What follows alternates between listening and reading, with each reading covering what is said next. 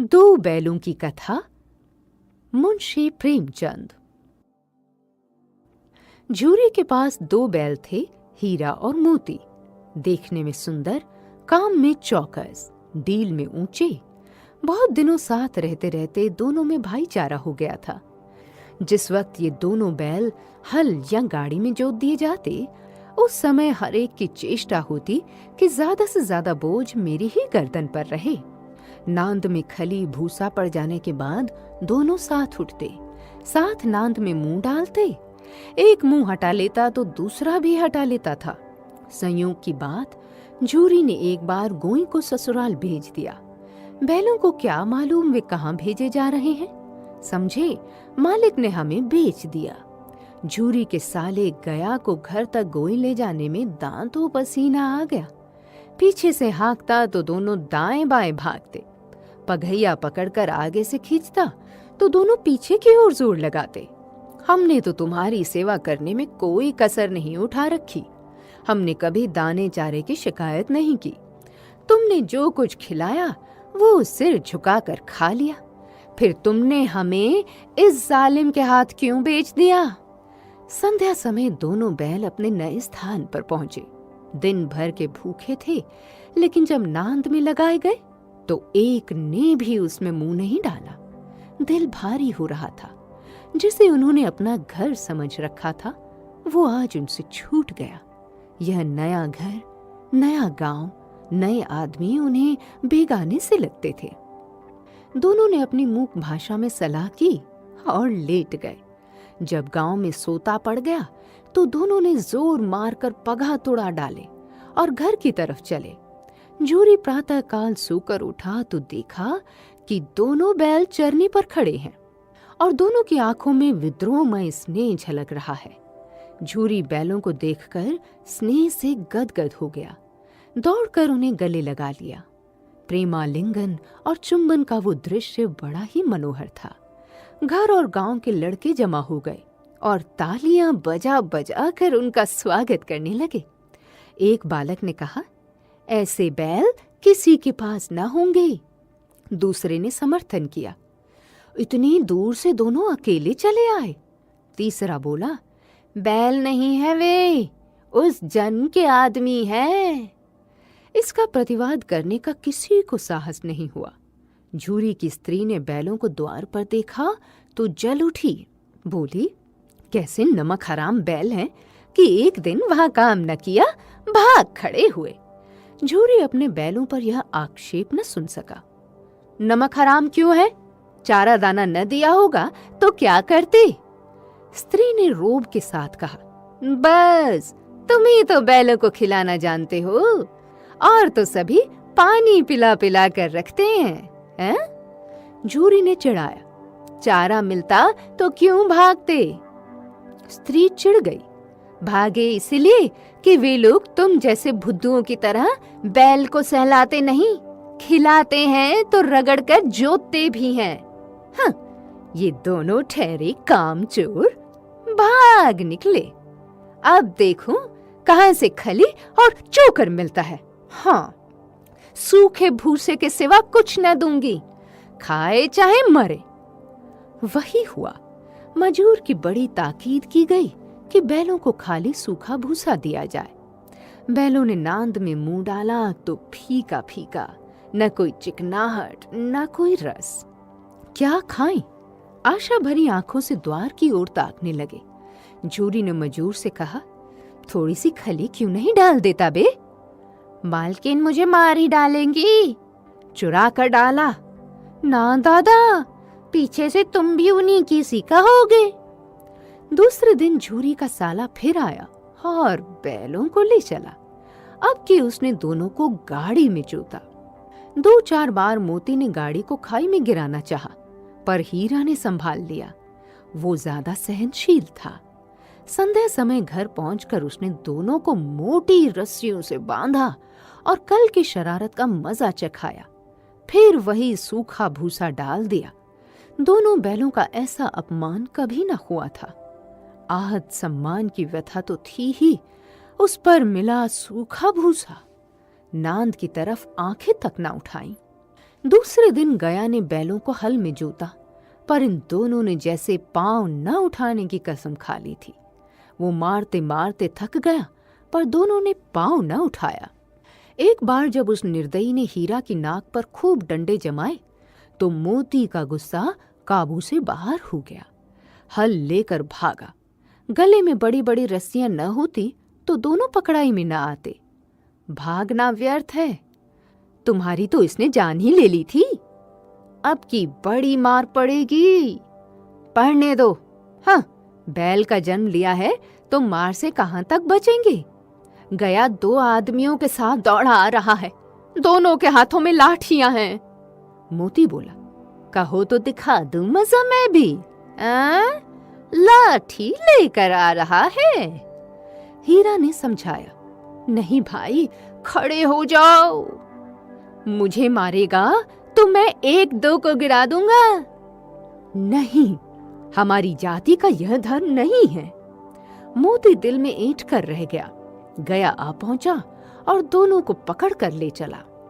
आज दोनों के सामने फिर वही सूखा भूसा लाया गया। दोनों चुपचाप खड़े रहे। घर में लोग भोजन करने लगे।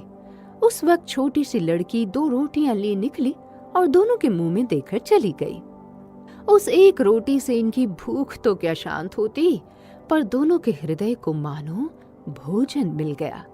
यहाँ भी किसी सज्जन का वास है। लड़की भैरों की थी। उसकी माँ मर चुकी थी।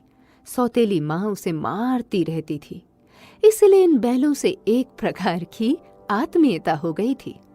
दोनों दिन भर जाते, डंडे खाते, अड़ते, शाम को थान पर बांध दिए जाते और रात को वही बालिका उन्हें 2 रोटियां खिलाई जाती।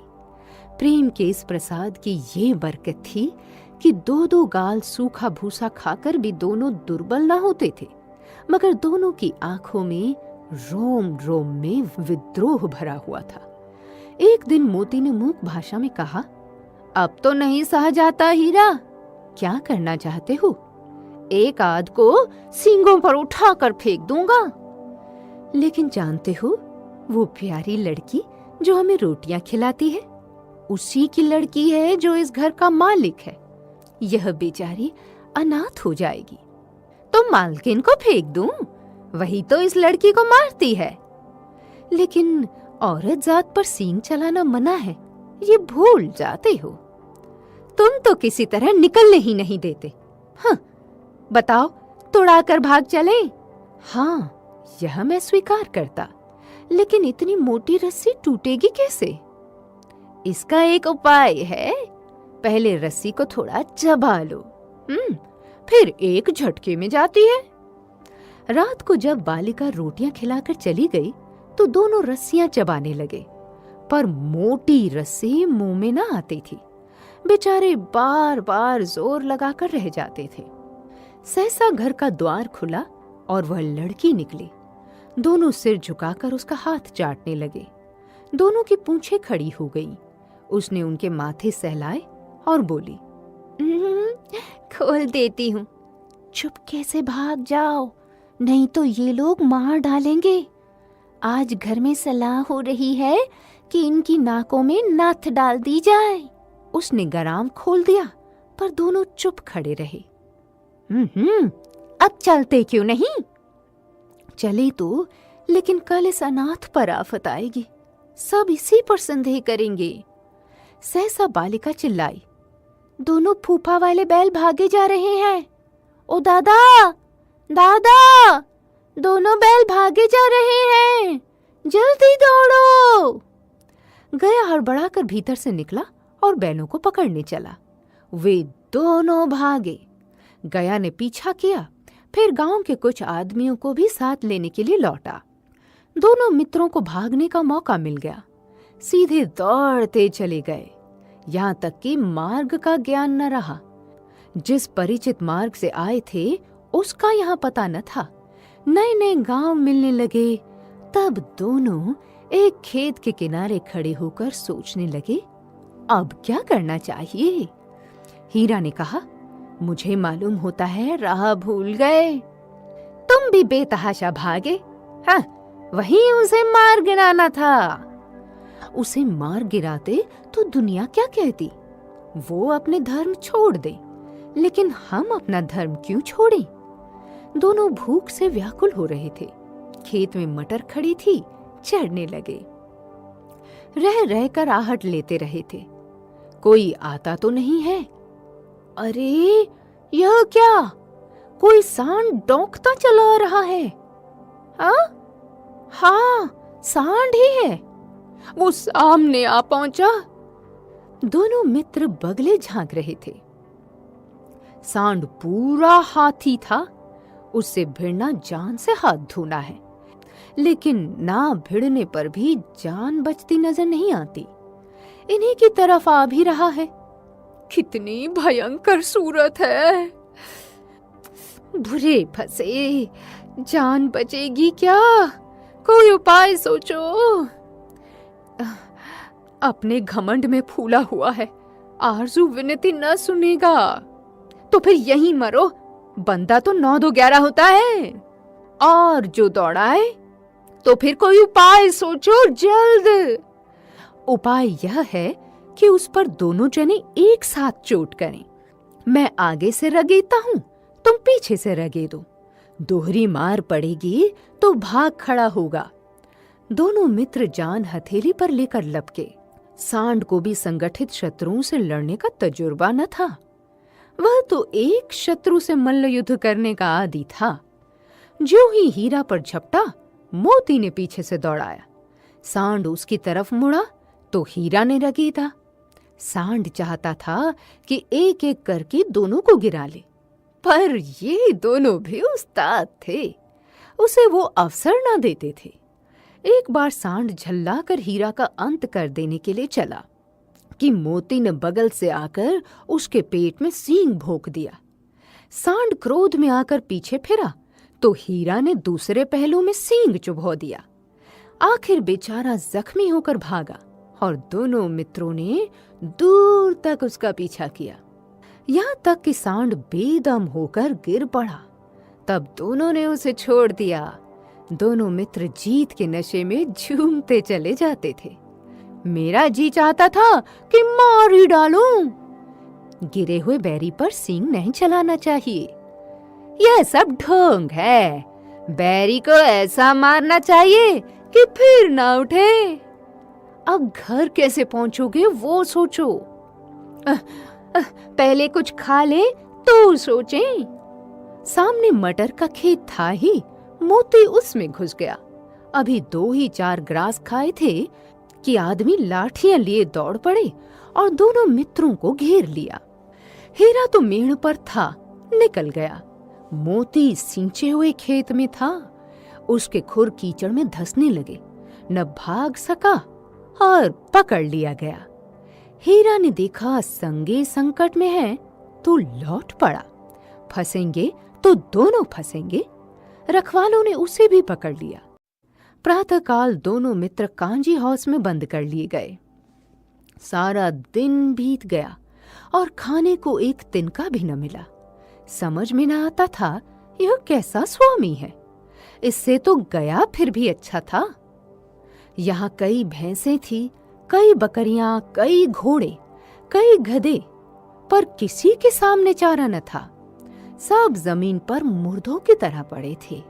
सारा दिन मित्र फाटक की ओर टकटकी लगाए रहते, पर कोई चारा न लेकर आता दिखाई दिया। तब दोनों ने दीवार की नमकीन मिट्टी चाटनी शुरू की, पर इससे क्या तृप्ति होती। रात को भी जब कुछ भोजन न मिला तो हीरा के दिल में विद्रोह की ज्वाला दहक उठी। मोती से बोला, अब नहीं रहा जाता मोती। मुझे तो मालूम होता है कि प्राण निकल रहे हैं। आओ दीवार तोड़ डाले। मुझसे तो अब कुछ नहीं होगा। बस इसी बूथ पर अकड़ते थे, सारी अकड़ निकल गई। बाड़े की दीवार कच्ची थी। हीरा मजबूत तो था ही, अपने नुकीले सींग दीवार में गड़ा दिए और जोर मारा तो मिट्टी का एक चिप्पड़ निकल आया और हर चोट में थोड़ी थोड़ी मिट्टी गिराने लगा। उसी समय कांजी हौस का चौकीदार लालटेन लेकर जानवरों की हाजिरी लेने आ निकला। हीरा का उद्दंडपन देखकर उसे कई डंडे रसीद किए और मोटी सी रस्सी से बांध दिया। मोती ने पड़े पड़े कहा, आखिर मार खाई, क्या मिला? अपने बूते भर जोर तो मार दिया। ऐसा जोर मारना किस काम का कि और बंधन में पड़ गए? जोर तो मारता ही जाऊंगा, चाहे कितने ही बंधन पड़ते जाएं। जान से हाथ धोना पड़ेगा, कुछ परवाह नहीं, यूं भी तो मरना ही है। सोचो, दीवार खुद जाती तो कितनी जानें बच जाती। 2-4 दिन यही हाल रहा तो मर जाएंगे। हाँ, ये बात तो है। अच्छा, तो ला, फिर मैं भी जोर लगाता हूं। मोती ने भी दीवार में सींग मारा। थोड़ी सी मिट्टी गिरी। आखिर कोई 2 घंटे की जोर आजमाई के बाद दीवार ऊपर से लगभग 1 हाथ गिर गई। उसने दूनी शक्ति से दूसरा धक्का मारा तो आधी दीवार गिर पड़ी। दीवार का गिरना था कि अधमरे से पड़े हुए सभी जानवर चेत उठे। तीनों घोड़ियां सरपट भाग निकली, फिर बकरियां निकली, इसके बाद भैंस भी खसक गई, पर गधे अभी तक ज्यों के त्यों खड़े थे। तुम दोनों क्यों नहीं भाग जाते? एक गधे ने कहा। जो कहीं फिर पकड़ लिए जाए तो क्या हर्ज है, अभी तो भागने का अवसर है। हमें तो डर लगता है, हम यहीं पड़े रहेंगे। दोनों गधे अभी तक खड़े सोच रहे थे कि भागे या न भागे, और मोती अपने मित्र की रस्सी तोड़ने में लगा हुआ था। जब वो हार गया तो हीरा ने कहा, तुम जाओ, मुझे यहीं पड़ा रहने दो, शायद कहीं भेंट हो जाए। मोती ने आंखों में आंसू लाकर कहा, तुम मुझे इतना स्वार्थी समझते हो? हीरा, हम और तुम इतने दिनों एक साथ रहे हैं, आज तुम विपत्ति में पड़ गए हो तो मैं तुम्हें छोड़कर अलग हो जाऊं? बहुत मार पड़ेगी, लोग समझ जाएंगे ये तुम्हारी शरारत है। हाँ, जिस अपराध के लिए तुम्हारे गले में बंधना पड़ा, उसके लिए अगर मुझे मार पड़े तो क्या चिंता। ये कहते हुए मोती ने दोनों गधों को सींगों से मार मार कर बाड़े से बाहर निकाला और तब अपने बंधु के पास आकर सो रहा। भोर होते ही मुंशी और चौकीदार तथा अन्य कर्मचारियों में कैसी खलबली मची। हाँ, बस इतना ही काफी है कि मोती की खूब मरम्मत हुई और उसे भी मोटी रस्सी से बांध दिया गया। 1 सप्ताह तक दोनों मित्र वहां बंधे पड़े रहे। किसी ने चारे का एक तृण भी न डाला। हाँ, एक बार पानी दिखा दिया जाता था, यही उनका आधार था। दोनों इतने दुर्बल हो गए थे कि उठा तक नहीं जाता था। एक दिन बाड़े के सामने डुग्गी बजने लगी और दोपहर होते होते वहां 50-60 आदमी जमा हो गए। तब दोनों मित्र निकाले गए और लोग आकर उनकी सूरत देखते और मन फीका करके चले जाते। ऐसे मृतक बैलों का कौन खरीदार होता? सहसा एक दड़ियल आदमी, जिसकी आंखें लाल थी और मुद्रा अत्यंत कठोर, आया और दोनों मित्रों के कूल्हों में उंगली खोदकर मुंशी जी से बातें करने लगा। वो कौन है और क्या टटोल रहा है, इस विषय में उन्हें कोई संदेह न हुआ। दोनों ने एक दूसरे को भीत नेत्रों से देखा और सिर झुका लिया। हीरा ने कहा, गया के घर से नाहक भागे, अब तो जान न बचेगी। मोती ने कहा, कहते हैं भगवान सबके ऊपर दया करते हैं, उन्हें हमारे ऊपर दया क्यों नहीं आती? भगवान के लिए हमारा जीना मरना दोनों बराबर हैं। चलो, अच्छा ही है, कुछ दिन उसके पास तो रहेंगे। एक बार उस भगवान ने उस लड़की के रूप में हमें बचाया था, क्या अब ना बचाएंगे? यह आदमी छुरी चलाएगा, देख लेना। तो क्या चिंता है, मांस, खाल, सींग, हड्डी सब किसी के काम आ जाएगा। नीलाम हो जाने के बाद दोनों मित्र उस दड़ियल के साथ चले। बेचारे पांव तक ना उठा सकते थे, पर भय के मारे गिरते पड़ते भागे जाते थे, क्योंकि वह जरा भी चाल धीमी हो जाने पर डंडा जमा देता था। सहसा दोनों को ऐसा मालूम हुआ कि परिचित रहा है। हाँ, इसी रास्ते से गया उन्हें ले गया था। वही खेत, वही बाग, वही गांव मिलने लगे। प्रति क्षण उनकी चाल तेज होने लगी। सारी थकान, सारी दुर्बलता गायब हो गई। आह, ये लो, अपना ही हार आ गया। इसी कुएं पर हम पुर चलाने आया करते थे। यही कुआं है। हमारा घर नजदीक आ गया है। भगवान की दया है। मैं तो अब घर भागता हूं। ये जाने देगा, इसे मैं मार गिराता हूं।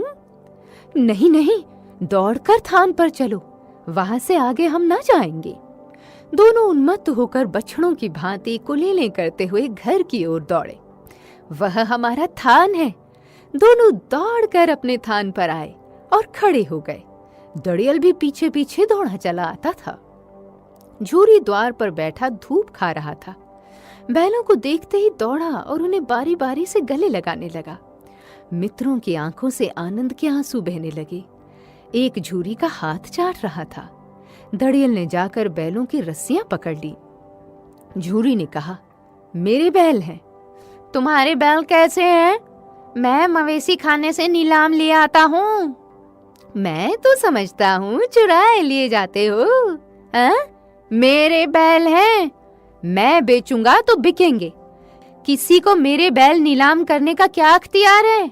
जाकर थाने पे रपट कर दूंगा। मेरे बैल हैं। इसका सबूत ये है कि मेरे द्वार पर खड़े हैं। दड़ियल झल्लाकर बैलों को जबरदस्ती पकड़ ले जाने के लिए बढ़ा। उसी वक्त मोती ने सींग चलाया। दड़ियल पीछे हटा। मोती ने पीछा किया। दड़ियल भागा। मोती पीछे दौड़ा। गांव के बाहर निकाल जाने पर वह रुका, पर खड़ा दड़ियल का रास्ता वो देख रहा था। दड़ियल दूर खड़ा धमकियां दे रहा था, गालियां निकाल रहा था, पत्थर फेंक रहा था, और मोती विजयी शूर की भांति उसका रास्ता रोके खड़ा था। गांव के लोग ये तमाशा देखते थे और हंसते थे। जब दड़ियल हार कर चला गया तो मोती अकड़ता हुआ लौटा। हीरा ने कहा, मैं तो डर गया था कि कहीं तुम गुस्से में आकर मार ना बैठो। अब ना आएगा। आएगा तो दूर से ही खबर लूंगा। देखो कैसे ले जाता है। जो गोली मरवा दे, मर जाऊंगा, पर उसके काम ना आऊंगा। हमारी जान को कोई जान ही नहीं समझता, इसलिए कि हम इतने सीधे हैं। जरा देर में नांदों में खली भूसा, चोकर और दाना भर दिया गया और दोनों मित्र खाने लगे। झूरी खड़ा दोनों को सहला रहा था। वो उनसे लिपट गया। झूरी की पत्नी भी भीतर से दौड़ी दौड़ी आई। उसने आकर दोनों बैलों के माथे चूम लिए।